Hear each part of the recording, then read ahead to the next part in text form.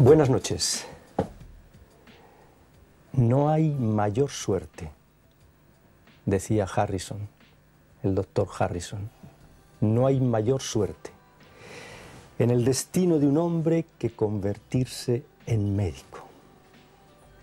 Casi nada. Ser médico para curar, para sanar, pero no solo para sanar y curar, para acompañar, para estar cerca en el momento del dolor, para escuchar, para comprender. El médico, el ejercicio de la medicina como algo que no es solo técnico, que no es solo científico, que no está basado únicamente en medicinas y en recetas y en diagnósticos, sino como tarea humana. Bueno, pues de todo eso, el que más sabe es el doctor Marañón, Ángel Marañón, que dedica toda su vida precisamente a esa medicina humanista que algunos, entre los que me encuentro, defendemos y en la que creemos. Doctor Marañón, hace bien poco le escuché una lección magistral dedicada precisamente a este tema de la medicina humanista.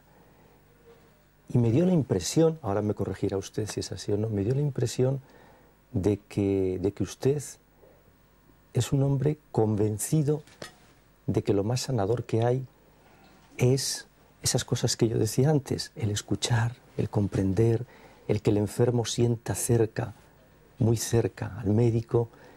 Me pareció que usted creía mucho más en esos aspectos que en otros, no lo sé. Hemos pasado de una medicina virtuosa y compasiva a una medicina científico-técnica.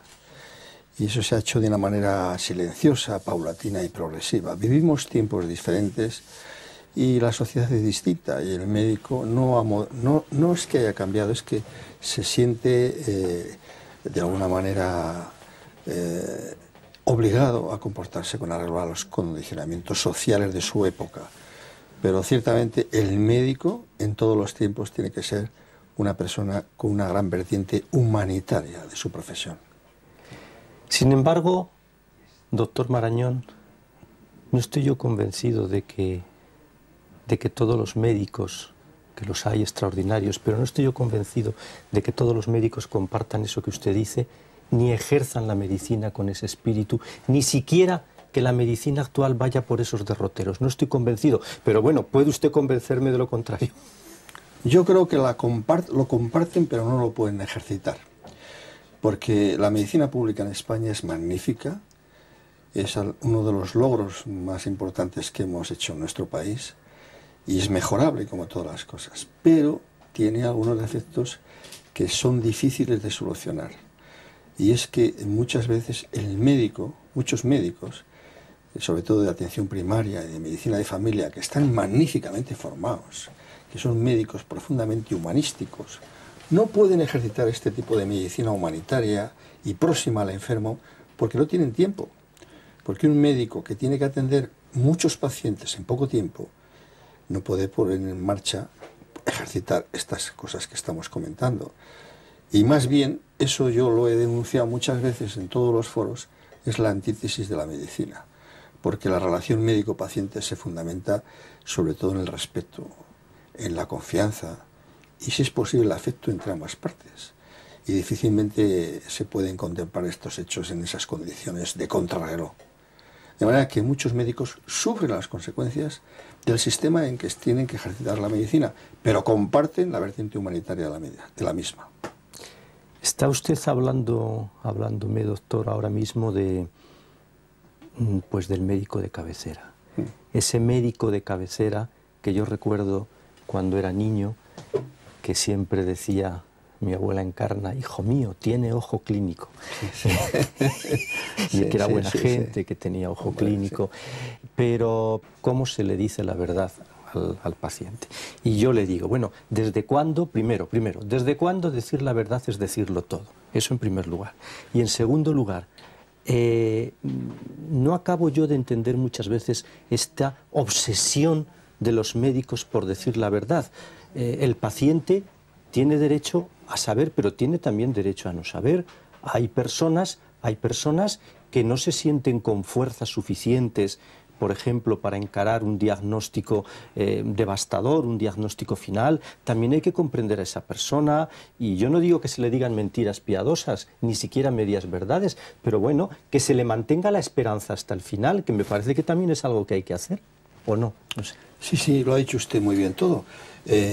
Yo creo que al paciente hay que decirle la verdad. Los médicos en otros tiempos, yo también lo hice, a veces mentíamos mucho a los pacientes. No a la familia, al paciente. Porque pensábamos en aquellos tiempos, hace ya años, que de esa manera se protegía al paciente. Eso la experiencia ha puesto de manifiesto que en los tiempos que corren no se puede llevar a cabo. Hay que decir la verdad. Pero la verdad hay muchas formas de decirla. La verdad hay que decirla buscando formas compasivas de aproximación a la verdad, con un ritmo que tiene que ser adaptado a cada paciente, a cada persona. Hay personas que asumen la verdad de una manera mucho más fuerte y otros que se hunden moralmente. Pero en todo caso estoy de acuerdo con usted que sea cual sea el diagnóstico del padecimiento, hay que decirle al paciente con un tinte humanitario, la verdad, con algo de esperanza hasta el final. No hay peor cosa en un paciente que la depresión y la desesperanza. Y la depresión y la desesperanza forman parte del cuadro clínico de un paciente con un problema grave si el médico a veces no sabe dulcificar la verdad. De manera que sí que hay que decirle, tenemos un problema serio, compartir con el enfermo el problema, tenemos un problema serio, tiene usted un problema ahí en el pulmón, pero le voy a poner a usted en manos de gente muy experta, de médicos muy competentes, que están al día en este problema y vamos a luchar para erradicarlo. Respetar tal vez sea, pienso, respetar el ritmo del enfermo, ¿verdad? Que claro, cada enfermo, que decía usted me parece muy importante, cada enfermo tiene un ritmo y hay que acompañarlo y hay que estar junto a él y además hay que estar, porque ¿a usted no le parece que el médico, además de diagnosticar, y tiene que ser un hombre que capaz de calentar corazones, capaz de calentar un corazón que está allí frío, digo yo, no sé? Totalmente de acuerdo. Estamos pidiéndole mucho al médico a lo mejor, pero bueno, es una... Pero si el médico tiene una gran capacidad de iluminar un poco el espíritu del paciente, con muy pocas palabras, simplemente con un poco de aproximación, que se sienta cercano y próximo al enfermo, y un poco generoso, ¿no? Tiene que ser un poco generoso con el paciente. Y en mi experiencia de muchísimos años de médico, porque llevo viendo enfermos desde que tenía 19 años y tengo 70, pues he visto muchísimos pacientes, y claro, cada paciente es un mundo. Cada paciente es un mundo, porque como dice un gran amigo mío, el doctor Manso, que es un internista muy valioso. Al que cita usted, por cierto, en su lección magistral. José María Manso es un internista muy valioso y muy humanitario. Dice que la enfermedad es una vivencia personal. Y es verdad, la neumonía no es igual en un enfermo, Manuel Pérez, que en Antonio Rodríguez. La neumonía es la misma enfermedad, pero de dos formas vista por cada paciente. A fin de cuentas llegamos al axioma de que no hay enfermedades sino enfermos. Hay que tratar a los pacientes con individualidad, no como a todos igual, sino cada paciente es un mundo psicofísico, social, familiar y de dolencia parecida, pero no igual, porque la enfermedad se manifiesta y agrede de distinta manera a los seres humanos. El dolor, doctor Marañón. Usted durante todos estos años ha estado muy cerca del dolor y sabe lo que es el dolor. Claro que del dolor no nos libramos nadie. Del sufrimiento es posible, porque el sufrimiento depende de uno, ¿verdad? Sufrir o no sufrir, pero el dolor está allí. Le voy a decir lo que yo pienso, porque igual a mí me parece que hay que evitar como sea que la gente sufra. Me cuesta mucho entender, incluso por razones de cualquier tipo, razones incluso de carácter pues religioso, etcétera. Bueno, si uno las quiere tener, allá él, pero no se puede justificar que alguien sufra pues con el argumento de que Dios se lo envía, de que tiene que resignarse. No, no, sí, hay que tratar de evitar por todos los medios que las personas sufran. ¿Me pregunta usted? Le pregunto. Totalmente de acuerdo, vamos. Nadie debe vivir la enfermedad con sufrimiento, hombre, dentro de unos límites. No Claro. podemos erradicar totalmente el sufrimiento, pero nadie debe morir con sufrimiento. El dolor con los opiáceos generalmente se controla. El dolor moral es más complicado controlarle. Por eso yo siempre creo que hay que evitar el dolor moral en cuantía excesiva, la desesperanza. Un paciente con desesperanza es un paciente que sufre muchísimo y a veces pide la muerte. Me decía Julián Marías, con ese esclarecido pensamiento del que gozaba, que constituía una perversa crueldad Sí. despojar de la esperanza a las personas. Eso es extrañamente aplicable al mundo de la medicina. Un paciente sin esperanza es muy cruel, es una situación muy cruel, muy triste para él. Hay que evitar por todos los medios el dolor y el sufrimiento. Nadie debe morir con sufrimiento y nadie debería morir solo, si es posible, claro. Nadie debería morir solo. Nunca debe faltar el calor de una mano amiga. Esa frontera entre la eutanasia y la sedación, entre que el enfermo no sufra y matarlo, no sé, ¿cuál es la frontera esa? A ver. Es clarísima. La eutanasia es, este paciente tiene un carcinoma de páncreas con metástasis múltiples en cerebro, no tiene solución. ¿Para qué va a vivir? Le ponemos una inyección de potasio y le producimos la muerte. Eso es una eutanasia.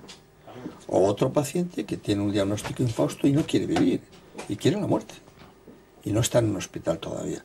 Eso, en el contexto de la ética médica, independientemente de la creencia religiosa, es insostenible. No podemos aceptar que la forma de solucionar los problemas médicos del final de la vida sea por la vía expeditiva y rápida de aniquilar al paciente con una inyección de potasio u otro proceder. Otra cosa distinta que muchos médicos defendemos es que no es conveniente ni deseable prolongar inútilmente la vida, con fármacos o con técnicas. Porque no prolongar inútilmente la vida también dignifica la medicina. No hay que obsesionarse con los procedimientos tecnológicos espléndidos que ahora hay muchos fármacos poderosos en prolongar la cantidad de vida, sino que lo que viva el paciente lo viva con cierta calidad de vida dentro de su enfermedad. Pero el prolongarlo excesivamente no tiene sentido. Y eso no es antiético, eso es muy ético. Y es una labor sagrada y obligada del médico. No prolongar excesivamente la vida del paciente. No podemos permitir en los tiempos que corren, que cuando se usa la tecnología de una manera abusiva, se consiga, entre comillas, permítame la expresión, de conseguir que los pacientes tengan un final de largo sufrimiento. Es decir, prolongar la vida innecesariamente, de manera innecesaria la vida, a veces condiciona situaciones que son peores que la propia muerte. Y por consiguiente, no alargar la vida no es hacer eutanasia, es no dar los fármacos o no aplicar la tecnología que va a prolongar la vida, pero con un final más o menos finito, más corto, pero con una calidad de vida muy mala. Eso yo no lo apruebo, prolongar inútilmente la vida. No quito la vida al enfermo, ni los que han estado conmigo tampoco como compañeros, sino que cuando un enfermo ya está en fase que no tiene solución, intentar que viva hasta el miércoles dentro de la semana que viene no tiene ningún sentido. Lo que hace falta es que no sufra, que no tenga dolor y que viva en paz. Y que la experiencia de esa muerte no sea una experiencia insufrible para él ni para los seres queridos que le rodean. Esa es mi forma de ver la medicina en este delicada situación que es el final de la vida. Fíjese que a mí me da la impresión, doctor Marañón, de que los culpables de muchas de nuestras dolencias y de nuestros males somos nosotros. Recuerdo aquellos versos de un poeta que seguro que usted conoce bien, Amado Nervo, y Amado Nervo tiene un poema en el que dice: vida, nada te debo, vida, nada me debes, vida, estamos en paz. Cuando sembré rosales, coseché rosas, cuando sembré espinos, coseché espinas. Y me da la impresión de que sembramos muchos espinos con nuestros malos hábitos, creyéndonos que todo vale, se lo digo a usted, y que los culpables muchas veces de lo que nos pasa somos nosotros. Sí, es una pregunta muy interesante y de amplio espectro, una contestación de amplio espectro. Mire, si me permite, le voy a decir, el progreso de la medicina actual se fundamenta en la medicina molecular. O sea, dicho en palabras muy sencillas para todo el mundo, en la potenciación, en la investigación de las ciencias más básicas de la medicina, de la bioquímica, biología molecular, etc. Eso es maravilloso y por ahí viene el progreso. Pero la psicología humana, la antropología y la sociología no tenemos que subestimarlas ni olvidarnos de ellas, porque apunta usted muy bien que una gran parte de las dolencias del individuo depende de su conducta, de las alteraciones conductuales del ser humano. Le digo, el alcoholismo. El alcohol es un tóxico, es la droga dura permitida de Occidente, si me permite la expresión. El tabaquismo, el suicidio, la violencia, las drogas suponen para la salud pública, en términos económicos, la mitad del gasto sanitario. Doctor Marañón, y todos estos desgarros que estamos viendo diariamente, esas situaciones desesperadas de tanta gente que, como usted decía, no necesariamente tiene que ser un golfo o una golfa para caer en la droga, sino el atravesar situaciones desesperadas. Digo yo, si todo eso no tendrá que ver con eso que ahora se llama las familias desestructuradas. No sé si tendrá algo que ver con que... Con la sociopatología, sí. Y uno de los factores sociopatológicos más relevantes es la desestructuración familiar, las familias disfuncionantes. Por eso hay tantos ancianos solos, tantos ancianos solitarios, carentes de afecto, porque el viejo, como decía Miguel Delibes, el abuelo, ha sido sustituido por el televisor. El abuelo forma parte de la familia, pero ha pasado a un plano de un residuo familiar. Y esa soledad y esa carencia de afectos de nuestros ancianos es una de las cosas más ignominiosas de la sociedad actual. Más ignominiosas. Sí, es algo... Los ancianos necesitan ir menos al médico, tomar menos medicinas. Lo que necesitan es mucho más cariño familiar. Es una parte, a esto dedica una buena parte, bueno, bastante, sí, por lo menos 4 o 5 páginas de su última intervención van por ese camino. Dignificar, humanizar.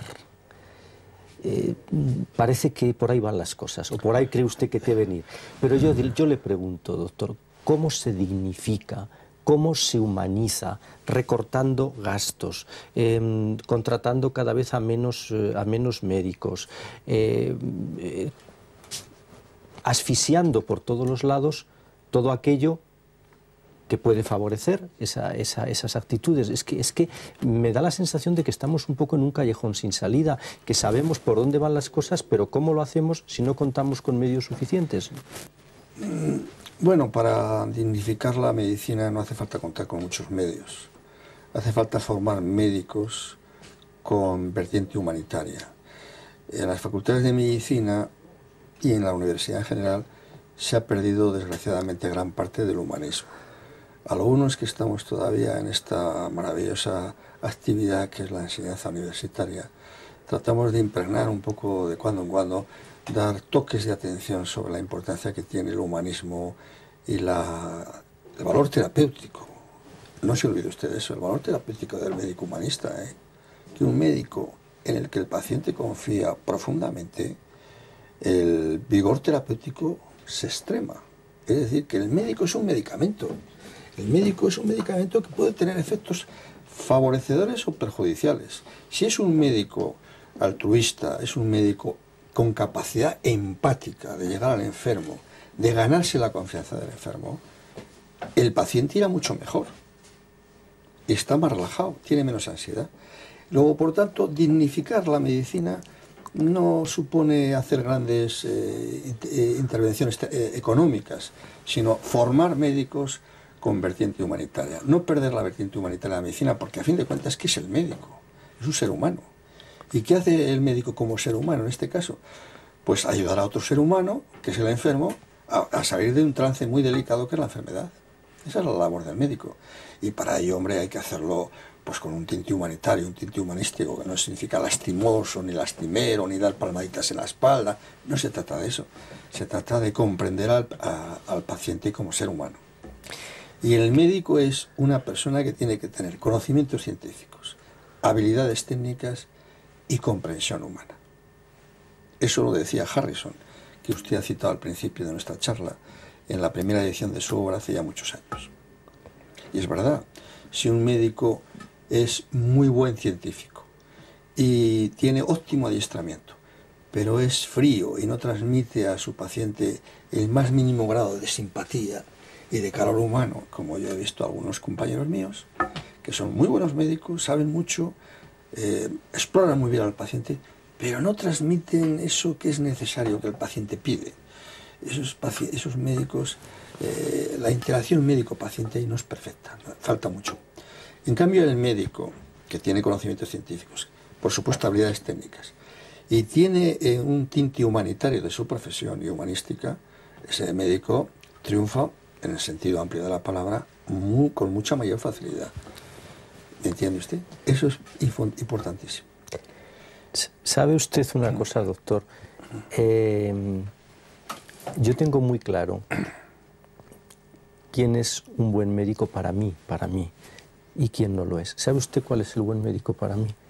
El que yo siento que se interesa realmente por mí, usted, que se preocupa por mí.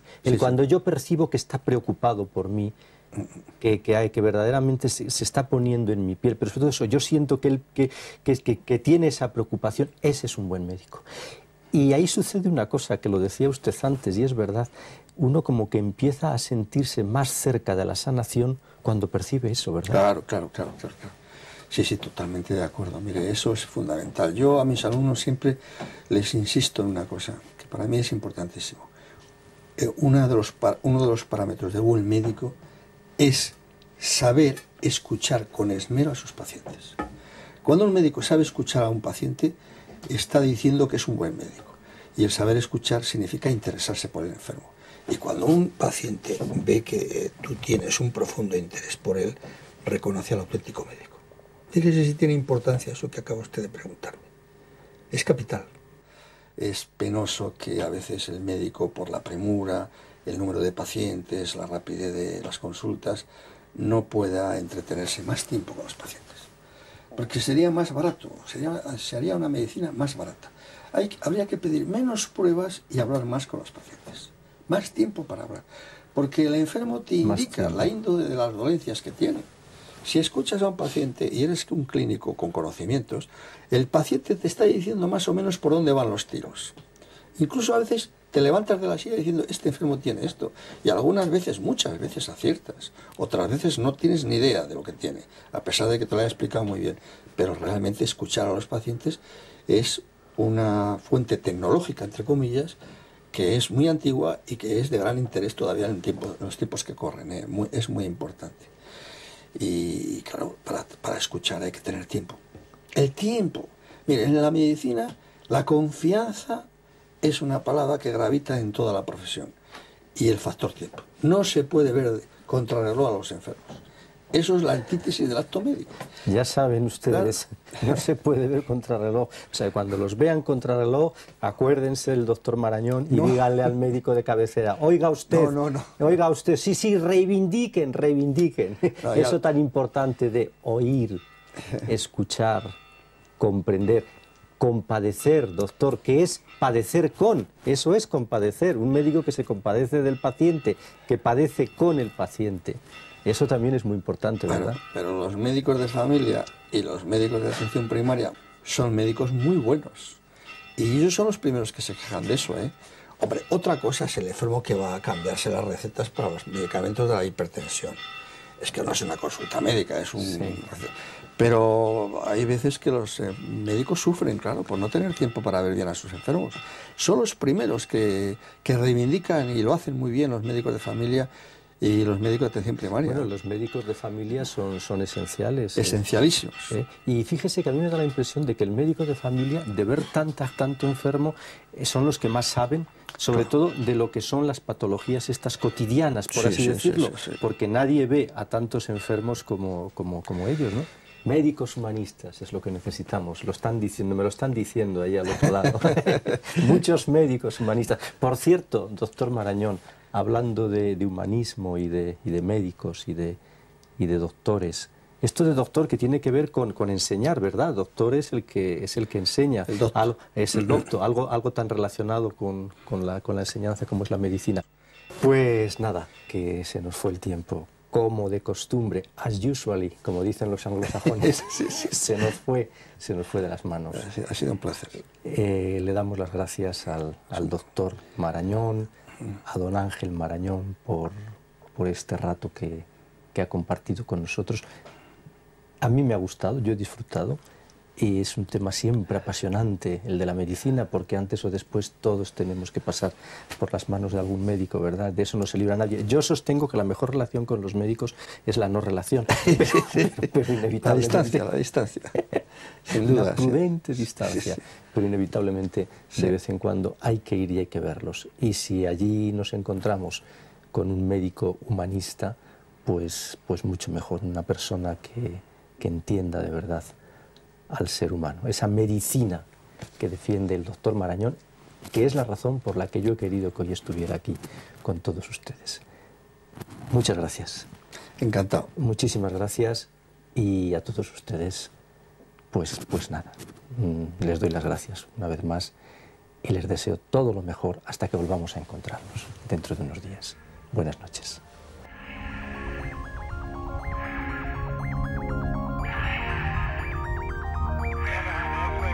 Thank you.